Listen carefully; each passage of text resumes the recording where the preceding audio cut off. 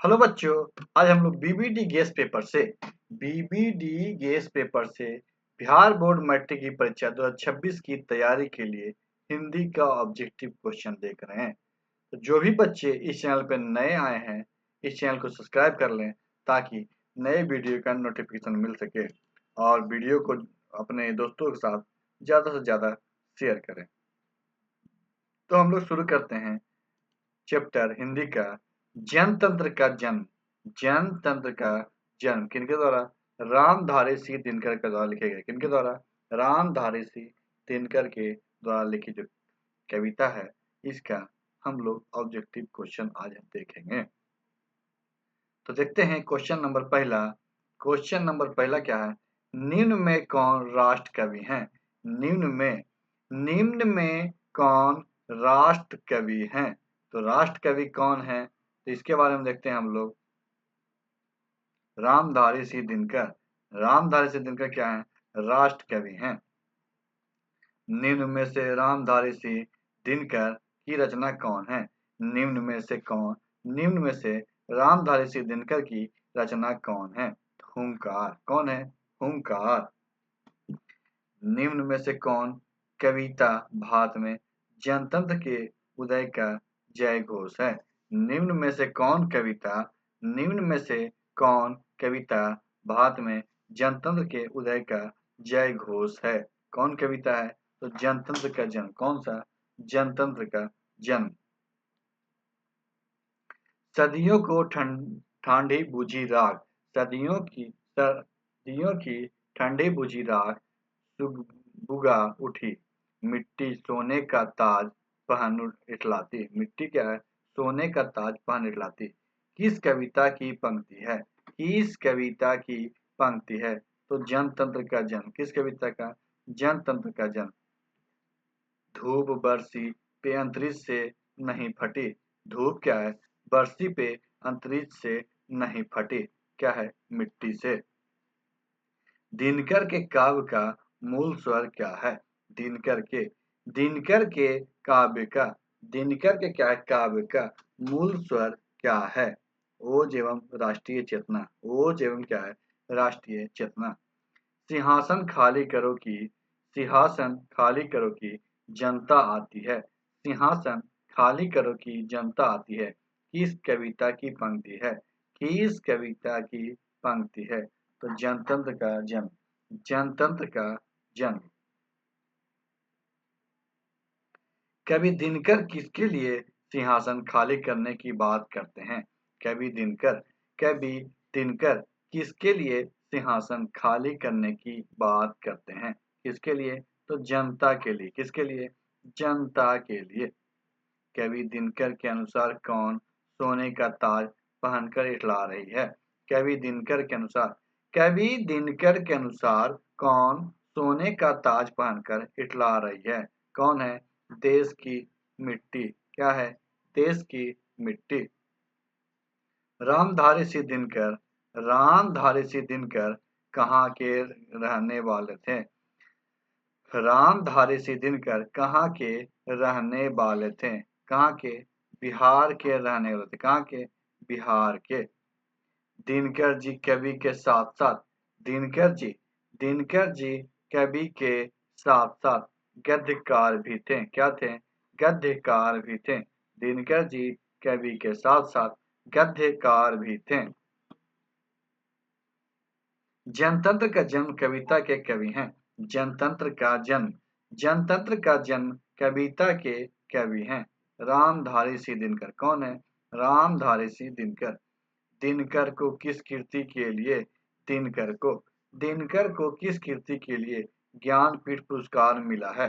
दिनकर को किस कृति के लिए ज्ञानपीठ पुरस्कार मिला है? उर्वशी। किस कृति के लिए? उर्वशी। किसके हुंकारों से महलों की नींव उखड़ जाती है? किसके हुंकारों से महलों की नींव उखड़ जाती है? किसके हुंकारों से? तो जनता के हुंकारों से महलों की नींव उखड़ जाती है।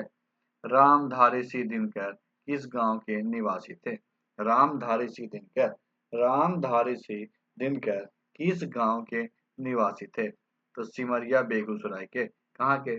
सिमरिया बेगूसराय के। दिनकर किस काल के प्रमुख कवि हैं? दिनकर किस काल के दिनकर किस काल के प्रमुख कवि हैं? तो उत्तर छायावाद। उत्तर छायावाद।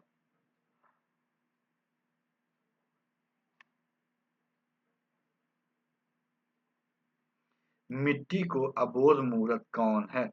मिट्टी की मिट्टी की अबोध मूर्तें कौन है? मिट्टी की अबोध मूर्तें जनता है। कौन है? जनता है। दिनकर की रचना है। दिनकर की दिनकर की रचना है। दिनकर की रचना क्या है? उर्वशी। दिनकर की रचना उर्वशी। दिनकर की प्रमुख काव्य कृति है। दिनकर की प्रमुख काव्य कृति है। दिनकर की प्रमुख काव्य कृति क्या है? इनमें से सभी। रेणुका, रासबंती, कुरुक्षेत्र। जनतंत्र का जन्म कविता में जनतंत्र का जन्म कविता में कवि ने किसे शक्तिशाली कहा है? जनतंत्र का जन्म कविता में कवि ने किसे शक्तिशाली कहा है? कवि किसे शक्तिशाली कहा है? तो जनता को। किसे? जनता को। उर्वशी किसकी कृति है? उर्वशी उर्वशी किसकी कृति है? तो उर्वशी किसकी है? दिनकर की। किनकी? दिनकर की। किसे सिंहासन खाली करने की बात कही गई है? किसे किसे सिंहासन किसे सिंहासन खाली करने की बात कही गई है? किसे कही गई है? तो जनतंत्र को और सामंत को। किसे? जनतंत्र और सामंत को। जनतंत्र का जन्म शीर्षक कविता में कवि ने किसे देवता कहा है? जनतंत्र का जन्म शीर्षक कविता में कवि ने किसे देवता कहा है? किसान मजदूर को। किसे कहा है? किसान मजदूर को। दिनकर जी की माता का नाम था। दिनकर जी की माता का नाम था। दिनकर जी की माता क्या नाम था? मनरूप देवी। मनरूप देवी। दिनकर की किस रचना में दिनकर की किस रचना में कर्ण को नायक बनाया गया? दिनकर की किस रचना में दिनकर की क्या किस रचना में कर्ण को नायक बनाया गया? इसमें था रश्मि रथी में। दिनकर जी के पिता थे। दिनकर जी के पिता थे। कौन थे? रवि सिंह। दिनकर जी के पिता कौन थे? रवि सिंह। दिनकर की गद्य कृति है। दिनकर की दिनकर की गद्य कृति है। दिनकर की गद्य कृति क्या है? इनमें सभी। अर्धनारीश्वर, बट पीपल, दिनकर की डायरी। दिनकर की प्रारंभिक शिक्षा कहाँ हुई थी? दिनकर की प्रारंभिक शिक्षा कहाँ हुई थी? कहाँ हुई थी? गांव के आसपास में। कहाँ हुई थी? गांव और आसपास में से। दिनकर जी मैट्रिक पास किए थे। दिनकर जी मैट्रिक पास किए थे। 1928 ईस्वी में। दिनकर जी मैट्रिक कब पास किए थे? 1928 ईस्वी में। दिनकर जी ने बीए ऑनर्स इतिहास कब किया था? दिनकर जी ने बीए ऑनर्स इतिहास कब किया था? तो 1932 ईस्वी में। कब किया था? 1932 ईस्वी में। दिनकर ने अपनी पढ़ाई कहाँ तक की? दिनकर ने दिनकर ने अपनी पढ़ाई कहाँ तक की? तो बीए ऑनर्स तक। कहाँ तक? बीए ऑनर्स तक। दिनकर जी को साहित्य अकादमी पुरस्कार किस रचना पे दिया गया? दिनकर जी को साहित्य अकादमी पुरस्कार किस रचना पे दिया गया? तो संस्कृत के 4 अध्याय। संस्कृत क्या है? 4 अध्याय। दिनकर जी किस विश्वविद्यालय के कुलपति बनाए गए? दिनकर जी किस विश्वविद्यालय के कुलपति बनाए गए थे? तो भागलपुर विश्वविद्यालय। किस है? भागलपुर विश्वविद्यालय। दिनकर जी का जन्म कब हुआ था? दिनकर जी का जन्म कब हुआ था? दिनकर जी का जन्म 23 सितंबर 1908 को हुआ था। दिनकर जी का जन्म कब हुआ था? 23 सितंबर 1908 को हुआ था। दिनकर जी का जन्म कब हुआ था? 23 सितंबर 1908 को हुआ था। भारत सरकार द्वारा उन्हें सम्मानित किया गया। भारत सरकार द्वारा उन्हें क्या है, सम्मानित किया गया पद्म विभूषण से। किसे? पद्म विभूषण से। दिनकर जी का निधन कब हुआ था? दिनकर जी का निधन कब हुआ था? 24 अप्रैल 1974 को। तो आज की वीडियो में समाप्त करते हैं। नेक्स्ट वीडियो में हम लोग हिरोशिमा के बारे में पढ़ेंगे। नेक्स्ट वीडियो में क्या पढ़ेंगे?